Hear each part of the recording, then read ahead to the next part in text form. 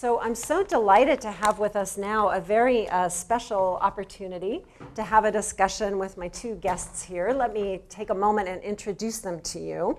Vince Harris is founder of Harris Media, which is based here in Austin. It's a communications and digital marketing firm. And he was recently described by Bloomberg Politics as the man who invented the Republican internet. He may also be best known, perhaps, at least until yesterday, for turning Senator Ted Cruz into a household name. And in order to understand that, you have to realize that just a little while ago, Ted Cruz was not a household name. Vince also ran all online operations for Texas Governor Rick Perry and for Speaker Newt Gingrich's 2012 campaigns, and his current work includes ads for Senator Dan Patrick, also a successful candidate on his column, and also has been heavily involved in Senator Mitch McConnell's campaign, who, as of yesterday, will become certainly a household name in the White House over the next couple of years. And next year, Vince is slated to produce ads for Louisiana Senator David Vitter's gubernatorial campaign, and what else beyond that? Maybe he'll tell us a little bit about that today. Vince is based here in Austin, as I said, and he's currently working towards his PhD here at UT, and is also a guest faculty member at Baylor University. So welcome, Vince. We're very delighted to have you. And on my right is Christina Gomez, who has returned to her native Texas this last year to direct high-tech and social media efforts for Battleground, Texas, where she's overseen all online communication, including managing battlegroundtexas.com, managing their Facebook, their Twitter, their online fundraising. She was senior digital strategist for the Democratic National Committee during the 2012 presidential campaign. And prior to joining the DNC, she was the executive director for the largest and oldest Latino policy caucus in the United States, and also managed the communications agenda for a senior member of the Texas House of Representatives. Christina was born and raised in Austin. She attended Texas State University, where she studied in my field. I was happy to see political communication. So welcome, Thank Christina. you so much. We're delighted to have you both here so much. So we're going to keep this pretty conversational. I have some questions lined up that I'd like to get started with. And then just like last time, you all did a great job. Fill out those little white cards. If you need another card, raise a hand, and we'll be walking around collecting your questions, and I'll just try to work those seamlessly into the conversation as best I can. So Vince, I'd like to start with you, if I can. Referring back to the Bloomberg Politics article that I mentioned a moment ago, I was really struck by this quote. They said that your mission, his mission, has not been to reinvent the digital campaign. The Democrats have been doing that well for several cycles now, so much as to drag his side, the Republican side, into the future. So tell us a little bit about how you're dragging the Republican side into the future. Well, first off, I really appreciate the invitation to be here. I think that the Annette Strauss Institute just does fantastic work, and it's good to see so many people out and not sleeping in, even with the weather and everything. So I think what was meant by that and what we've seen over the past few cycles is obviously, I don't think there's any doubt that President Obama's two presidential campaigns were kind of, and still are in many ways, the marquee and the gold standard when it comes to digital media, when it comes to data usage, when it comes to a fully integrated campaign. And by integrated campaign, I mean one where every aspect of voter contact and one where every aspect of the campaign is interacting with itself. Where Mr. Obama's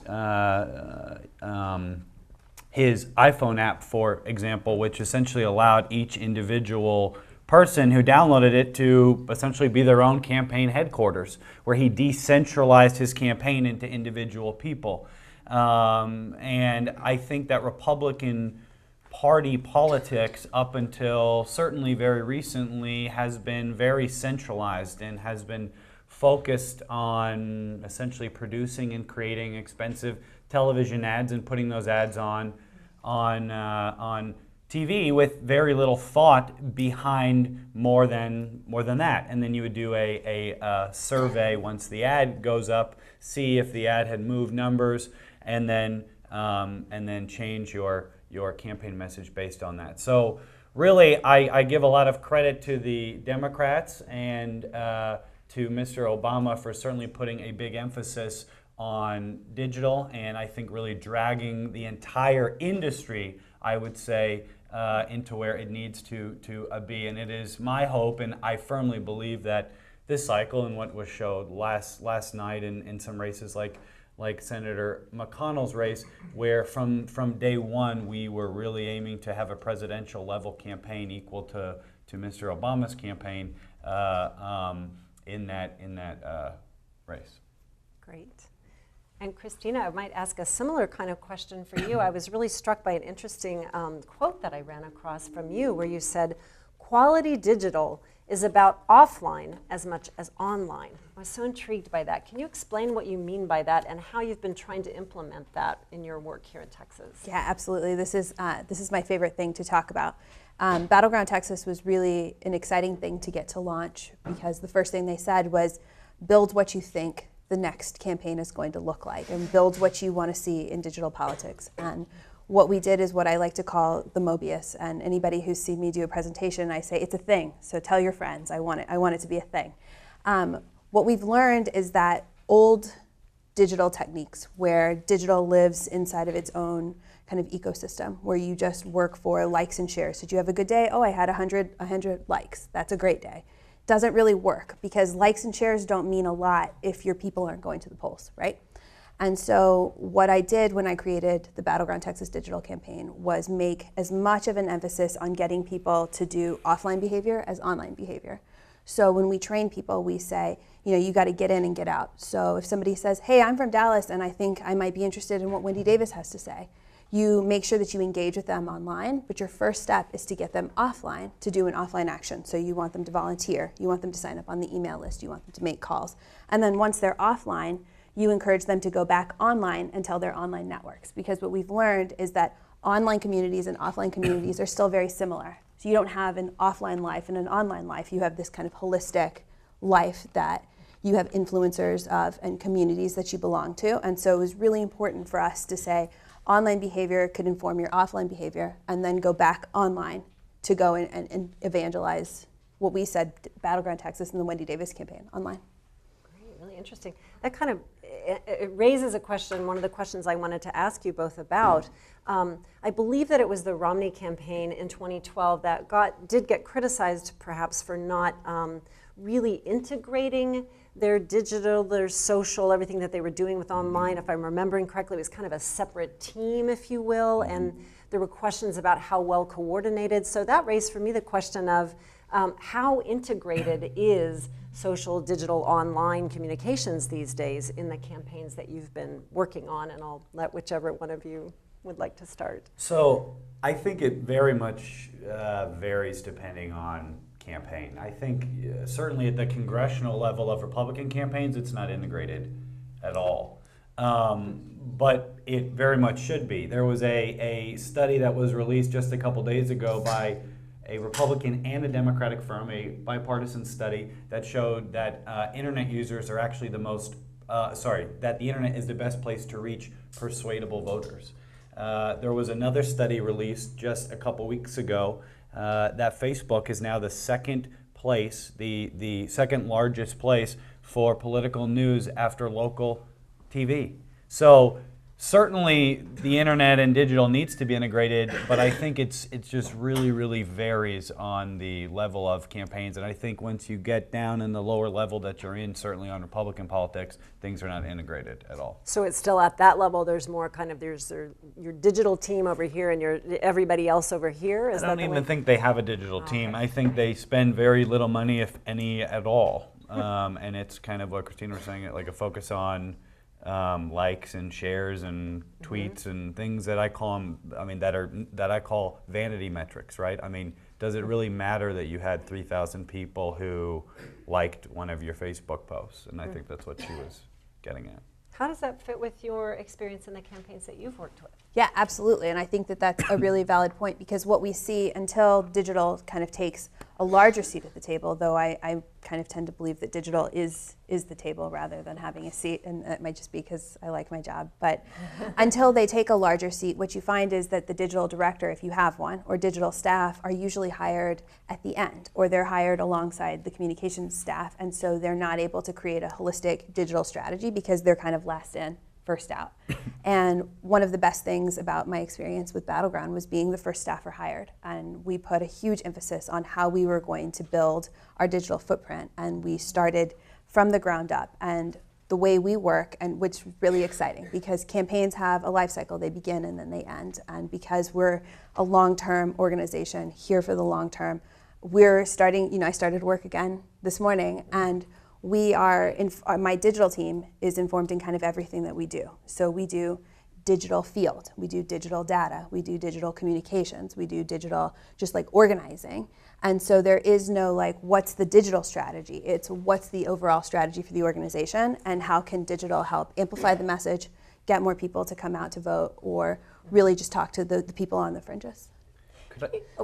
Please go ahead. Could I show something from one of the slides? Yeah, you bet. And maybe while you're, because I know it might take you a second to Yes. click through, I'd love to follow up. You were using some terminology that I know doesn't mean as much to me. Maybe you could explain. Sure. I think you were saying digital field, digital data. What are those categories? What do those jobs look like? So we have a whole suite of jobs to do, and I always encourage people that are interested in politics, there is a job for you with whatever skill set you have. In fact, people that I do calculus, which I never thought I would do when I was kind of falling asleep in calculus, that I'm never going to use this, and I use it very often. So math making and map making, and there's kind of a job for everyone. But we have a digital team that's comprised of me and 7 others, and we write emails, and we do social media, and we do online fundraising. But we also have data staffers that are analyzing kind of complex analytics about all kinds of things, turnout metrics, what works online, what doesn't. And then you have the field staff, and that's the organizing. And so everything that we do is kind of informed by that larger strategy. How can I get more people out? How can I get our message in front of the right people? And so we just integrate very well. Interesting. And so, Vince, what have you pulled up for us here? So one thing I wanted to bring up, I see digital, and certainly on the Patrick campaign, digital was used as the #1 place to respond. So this, I think, was probably our best example of this. You can not only see the reach of this post, we call it a personal post, but Senator Patrick wrote this himself immediately after some information about his past mental health history. Some things came out that we had tied to David Dewhurst. So so this just shows you, I think, that in the old days, if something comes out, people attack you for hiring an illegal immigrant or whatever they're going to attack you on, right? You had to go to a studio and cut an ad, and then you have to turn that around and you have to put the ad on TV. But not anymore. We reached 500,000 people, if you can see this number at the bottom. 513,000 people, all in Texas, with this message that Senator Patrick wrote himself. And we reach these people within 48 hours of this news getting out. So we can squash news. You can squash news, and you can help determine. And guys and ladies, I can tell you that this was a pinnacle defining moment of our campaign. And this response, and Senator Patrick's response to this issue, which was largely a response through the internet here, was a great way and a perfect example, I think, of using the internet as it should be used, which is to help rebut rapid response. That's exactly a question that I had wanted to ask. I'd love to hear more about it. How much of the social and online campaigning and strategy, how much can that be pre-planned versus how much does it have to really arise in the moment as dynamics of the campaign develop? I do mine 50-50. So I do a strategic plan for the year, for the quarter, and for the month of things that you know. And when you are planning a campaign, I like to tell people that rigidity in your planning allows you for really good flexibility to do rapid response because you aren't scrambling just to do the basics. So things that you can pre-plan, end of the month fundraising deadlines, end of the quarter, major holidays, things like, for us it was, we had a fundraising and offline activity around the filibuster anniversary. Like you know when that's going to happen. So you put it on your calendar and you can plan backwards, right? And so what we always do is we kind of lay out all of the different moments on the calendar, and then that gives me tons of holes that I can see so that I can either make news and kind of shift the narrative the way I need it to, or we can respond to it. But I always tell people when planning for campaigns that even though digital is a creative field and I'm in charge of a lot of creatives, that in order to have the most effective creative, I think you have to be very rigid in your planning and very, very structured so that you can have the flexibility to respond quickly. So knowing big picture what you want to accomplish, but allowing yourself flexibility as the campaign. Because if you rely solely on, I'm just going to respond today and I'm going to kind of fly by the seat of your pants, you do what I like to call, just like vanity metrics, is like the ankle biting. And I like to say ankle biting is not digital strategy. So if your job consists of going into the office and just being like, let me tell you about my opponent, and you're just kind of like snipping, but you don't have an overall message, you don't have a competing vision, you're not going to accomplish your strategic goals. So if you have strategic goals that you've laid out for your campaign, you want to define your opponent a certain way, you want to elevate your profile a certain way, you want to engage more people, then you can work in your rapid response so you're not just being like, hey you, because that really, when you add it up in the aggregate, doesn't amount to a lot. So I would say a few things. One is, we're sitting here talking about digital, but television in every survey is still is the number one source of media consumption still. So I look at voters and how they are consuming information from screen one and taking that information and going to the internet, which is actually the most trusted place to discover information. And people use the internet as a fact checker. So Todd Staples or Dewhurst or Patterson are up there talking smack on Mr. Patrick on a television ad, and people have their laptop in their lap and they're going into Google and they're typing in Dan Patrick name change like you see up here on the screen. And what we were doing was we were driving people to our website, to this facts page, from which people then can find out what we want people to see. More than half of people click on the first link that they see on Google, and 41% of people don't know the difference in a recent Pew study in a search ad and an organic search result. So people don't even know that we're advertising to them when we are pushing them to this. And what's so helpful, because it's like a large focus group, is we could see we have Dewhurst and Staples and Patterson all out, 3 people attacking us. And we have different search ads and keywords on all of their attacks, on name change, on bankruptcy, on illegal immigrant hire. So we can actually see in real time exactly how many people, because Senator Patrick gave me the budget to do this, exactly how many people were searching those. So we'd be on calls Sunday nights and we would have our pollster say, well, I have polled, and in the open ends, this issue's starting to pop, bankruptcy's popping, people are still having questions about name change. But I could also give, well, look, 3,000 people have searched about name change versus 15,000 people that are concerned about your bankruptcy. And we could actually determine from that what messages were most resonating that we needed to respond to. So that's actually how I believe the internet is best used, is in this kind of a context, to actually deliver the truth that a campaign wants back out at people. I want to go to questions from the audience, but I'd like to ask one more question, sort of in keeping with the theme of the day.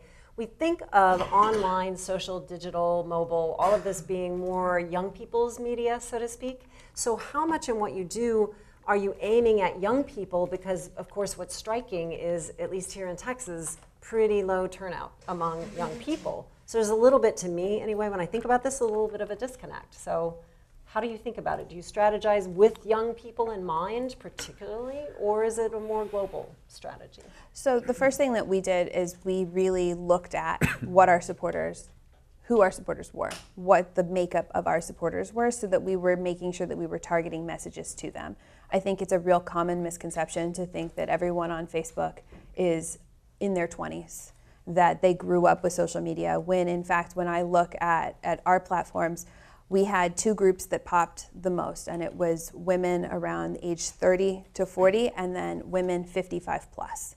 So if I was trying to be really clever or use like the coolest meme I saw, I probably was going to go over the head of my mom. And so you have to kind of think of your mom in mind.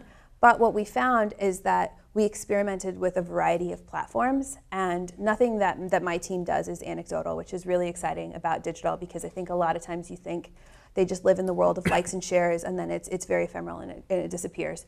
We would keep kind of these A/B tests. So one of the things we learned was that our college age, our under 25, would not respond to email at the same rate that they would respond to other forms of communication. And so we would ask, like my friends in the audience, we would ask them like, how come you don't read your email? And they're like, oh gosh, because I get too much. And I'm like, well, do you check your voicemail? And they're like, no, I've never checked my voicemail in years. I'm like, it just piles up, I just delete it. And I'm like, okay, well, do you answer the phone? And they're like, only when it's my mom because I'm worried about my grandma. And so I was like, well, how do you communicate with your friends? And they're like, text me, Snapchat me.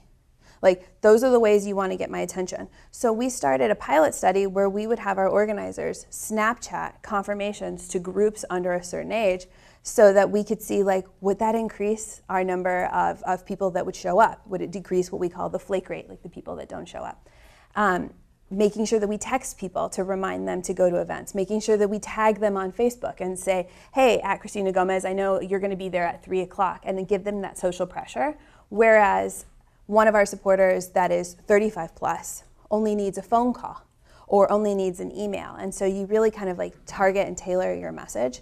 But it's really important to kind of take a look and make sure that you're not doing a one-size-fits-all strategy, that you're not going into a campaign and saying, oh, the next coolest thing is Vine, and that's what I'm going to do. I'm going to do Vine all day. If your supporters are 55 plus, if you look at Florida that has a large retiree population, if you were doing a digital program to win awards or to be really cute or to like show everybody the cutest meme, and you're not integrating with your supporters, you're not speaking in the language that they use, you're not using the platforms that they use, you're missing the ability to talk to them. And so I'm more concerned about being able to engage and talk with my supporters rather than kind of wow them with my coolness, which I don't have much of.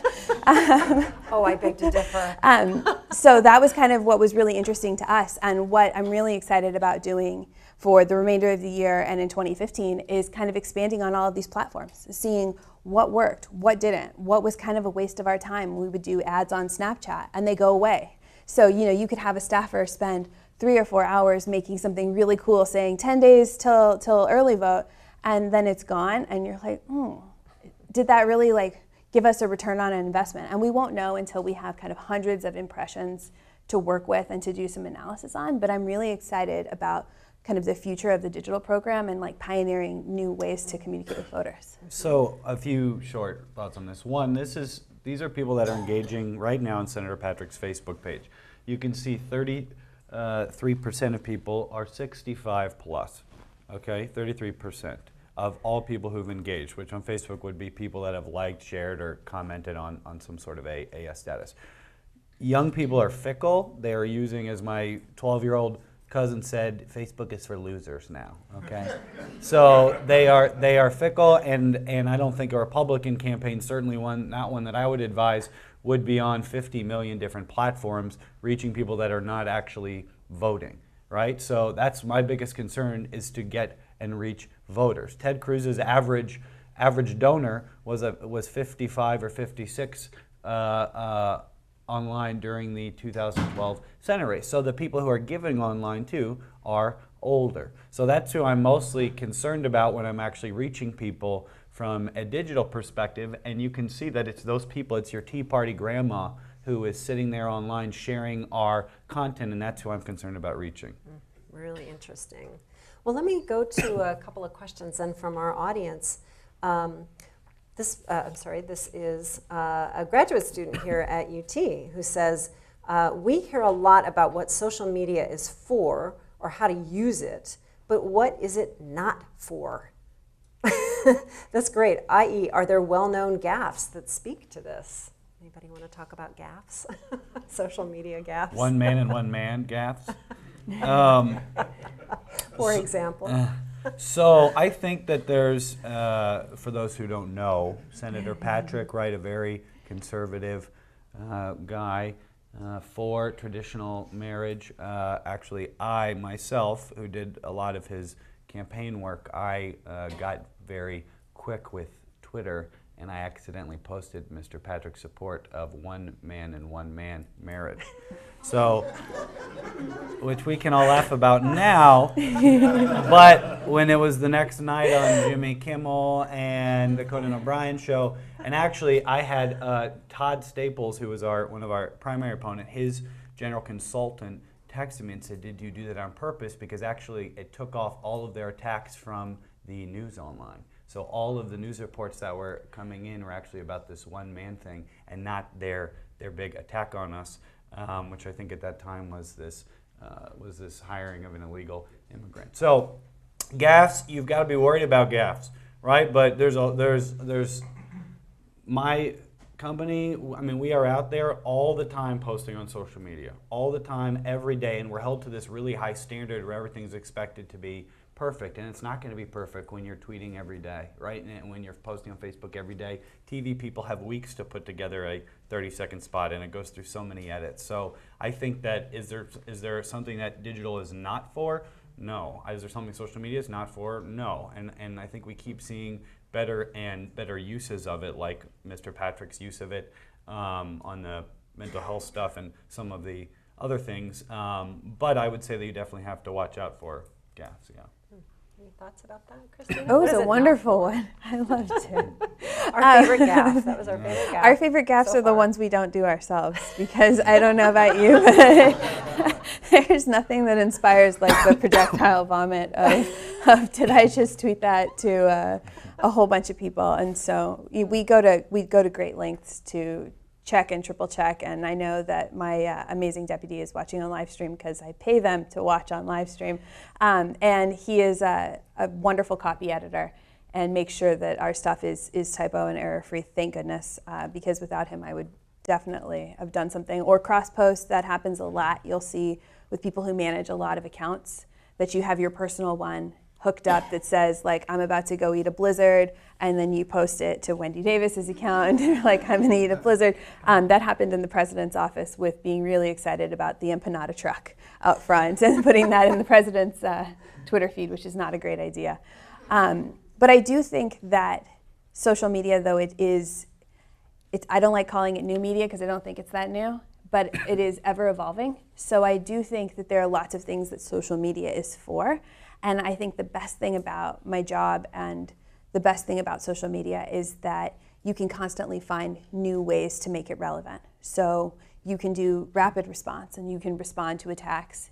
You can use it to change the narrative. I like to use it a lot for test ballooning new ideas because it's so quick. You can kind of throw out a bunch of ideas and see, does something pop? Does something stick online? You guys were able to track the way that people were clicking your ads so that you were better able to inform strategy.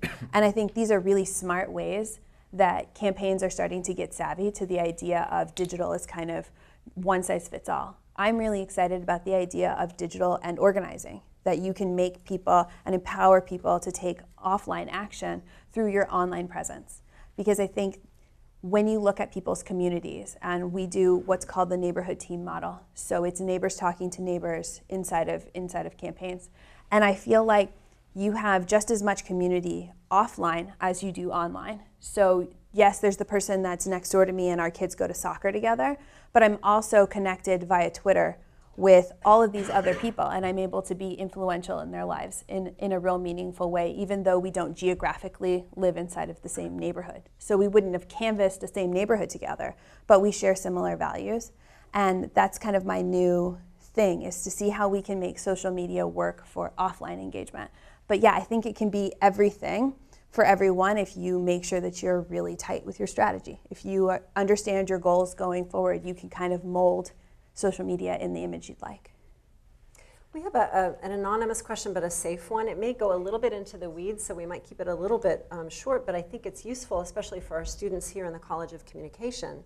Someone asks, what digital marketing tools and products do you use, or what do you like and dislike about them? I'm thinking of tools like Hootsuite, but I suspect that there are others that are more politics specific.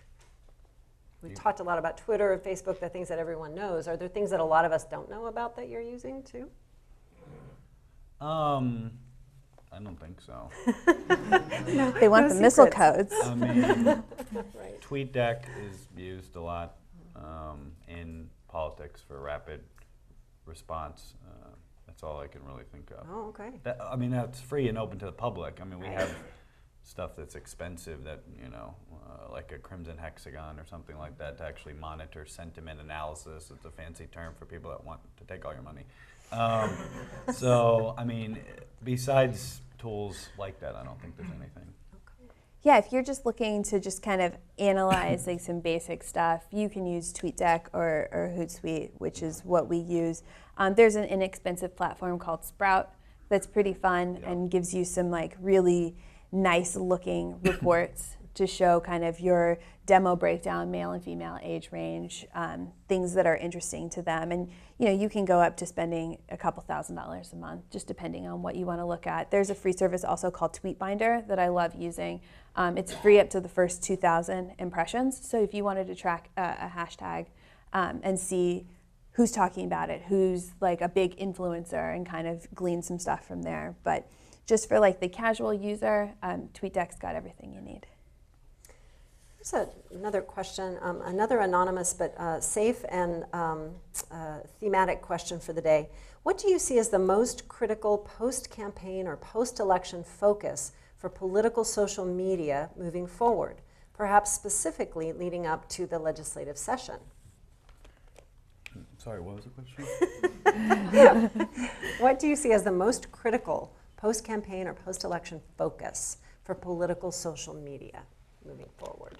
Well, I think that, I guess we took off my slides, but I'd say from Senator Patrick's perspective, certainly, I mean, he campaigned right on border, he campaigned on property taxes, and he campaigned on education. And I think that that's something that you're going to keep seeing out of Senator Patrick's campaign and out of Senator Patrick is just a continued emphasis on those three issues. And I know that you will see state senators, folks like my clients, Don Huffines and Van Taylor and Donna Campbell. I mean, all of these people understand now, I think, that that social media isn't something that stopped yesterday, that it is something that they need to continue communicating with everybody and pushing what they want to get passed in legislative session. You can also do things, and we're about to do this with some folks, what should we focus on this session? It's a great way to collect data, right?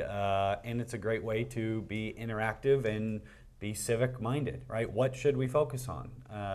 And asking voters in your districts, and not just Republican voters, right? It's a great chance for someone like Van Taylor or Donna Campbell or whoever to not just advertise like they normally would online to the conservative Fox News element, but to actually advertise to everybody. Yeah, I think our biggest focus, probably now through the legislative session, is reminding people that this is a long-term movement. It's a grassroots movement that's built to last. I came back to work this morning. I'm going to go to work tomorrow and God willing, the day after that. And it's making sure that people are engaged, that people have the information that they need to continue the work inside of their communities, and really asking and listening and planning for what they would like to see inside of Texas. So we're going to go around from city to city and plan and ask and just really listen. What do you want to see? What issues are important to you? The legislative session, as somebody who's an alumna of the legislature, is my favorite time of year. It's just wonderful because it's like fish in a barrel. All of your legislators are right in one city, and they're going to be passing some legislation, and some are there to do a lot of good, and some are there to do a lot of bad, and some are there to do a lot of nothing. And we will be right there with them, being able to make sure that we're communicating our values to our supporters and making sure that they know that we're still here. And so through the end of the year, it's going to be a lot of listening to what our supporters would like to see, engaging with them, making sure that they have all the information that they need. Just like a quick plug, those that had gotten deputized to register voters, Texas is one of the few states where you have to go to a county-wide training to get certified to register voters. Everyone's certification ends at the end of the year. So we're going to be doing a lot of push to get everybody recertified and making sure that they have all of the information that they need leading right up into January. Mm-hmm. Kind of a related question, another anonymous but safe question for both of you. Your online strategies work for a statewide campaign. How effective are the same strategies for smaller voter populations, like a Texas Senate or Texas House race? Are there different strategies for this more limited audience? So one, our state Senate districts are larger than congressional districts, right? Our state Senate districts are, if you added 2 or 3 of them together, are larger than some states, right? So I would say that there's some small populations and there's some small races, but it still works. All the same tactics work, and especially when you get into a district like Don Huffines' district, which was in downtown Dallas, right, where we actually had the money that he spent on television. There was something like 13 state Senate districts that actually saw potentially his television ads. But online, it's all targeted, right? I can target this side of the street versus that side of the street. I can target you individually. So there's no money wasted. So especially in places with expensive TV media markets, it makes more sense to do digital as the actual #1 form of communication where you're not wasting money. My largest client last cycle, in terms of money spent, was Linda McMahon in Connecticut. And she spent $50 million the second time to reach 3.5 million voters in Connecticut. 28 million of that essentially was spent on the New York media market, where only $1 out of $10 went into Fairfield County, Connecticut. Only $2.8 million was used properly, essentially went into Connecticut, where you have to buy the New York media market to reach those voters, which actually represented half of the total electorate. So if you just think of that incredible waste of money from advertising on television versus on the internet, where you can again target people individually, and that's only becoming even more sophisticated. So I think that this certainly works all up and down. What doesn't work, I mean, Senator Cruz raised $3 million online in 2012. You aren't going to raise millions of dollars online if you're a state representative. You ain't going to raise squat, right? So I think that some people expect that. They expect, well, if I spend $30,000 online and I'm state representative X in East Texas, am I going to raise that back? And the answer is probably no. Interesting. Anything you want to add? Yeah, no, I think that those are really smart points. I think the other thing is when you look at large digital strategy, we make sure that we build them to scale down, because everything on my strategy boils down to the neighborhood team model, making sure that neighbors are empowered to talk to neighbors about values that they share.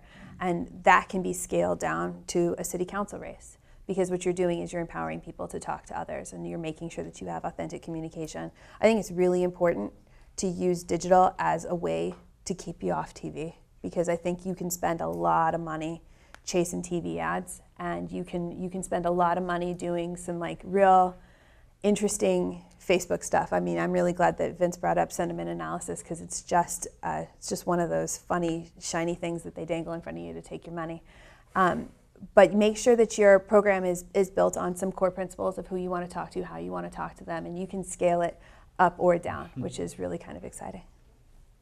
We have time for 1 or 2 more questions, and I happen to have 2 here that I think everybody would want to know the answer to, so I'm just going to combine them and kind of see what we get. One is, what's next for Battleground, Texas? And the other is... Did you ask that? Is that from Ross Ramsey? That's right. So what's next for Battleground? But then also looking back, for either of you, can you recall a digital strategy of your own that you would have done differently looking back on it? You want to go first? Oh, do I ever? Should we talk about the digital strategy I wouldn't do? Sure. I like the what's next for I bet you do. I bet you do. What's next for Battleground, Texas? We are a grassroots movement that is built to last, and I am a native Texan, and I'm not going anywhere. So this is my home, and God willing, this is where I'm going to raise a family and grow this organization, and we're not going anywhere. So we're really, really excited about what 2015 has to hold for us, as far as talking to more voters, engaging with the values that matter, making sure that we are highlighting the real differences in policy between Republicans and Democrats. And we're really excited to just go around the state and listen to what folks have to say and to really put our message out there. I couldn't be more thrilled to be the digital director. It's been a thrill of a lifetime. I thought that nothing would top helping re-elect the president, and this has been an amazing year and a half, almost 2 years that I've spent, and I can't wait to just keep it going. Can we talk about things that I'm screwed up? Yeah, sure. Move on.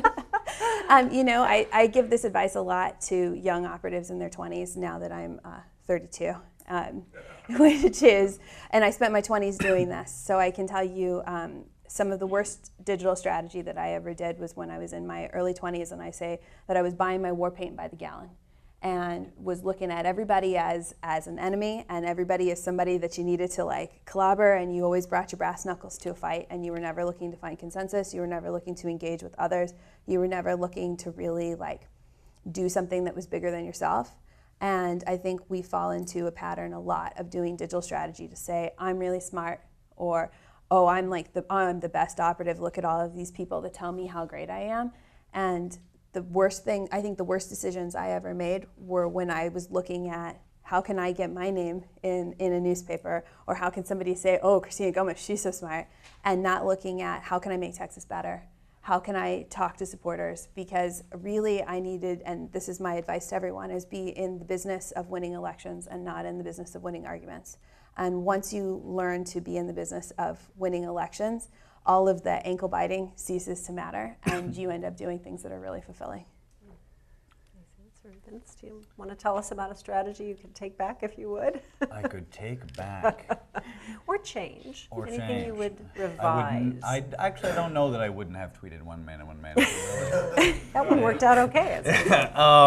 Vince Harris is for marriage equality. Did you hear that, guys? Someone tweet that, please. I would say that one thing that I need to keep working on, that every Republican operative I think certainly needs to keep working on, is we need to keep the pressure on the consultants who still control the campaigns largely, and sometimes it's easier to just take the little crumbs of budgets or the scraps that they've left over from television once television got its budget and direct mail got its budget, and actually push more and continue going back to them and going to the candidates and saying, look, we had 100,000 people yesterday or whatever it was searched for Dan Patrick in Texas and keywords on him, and essentially, do you want to be branding yourself or do you want others to be branding you? So I think just continuing to just push for more and more budget,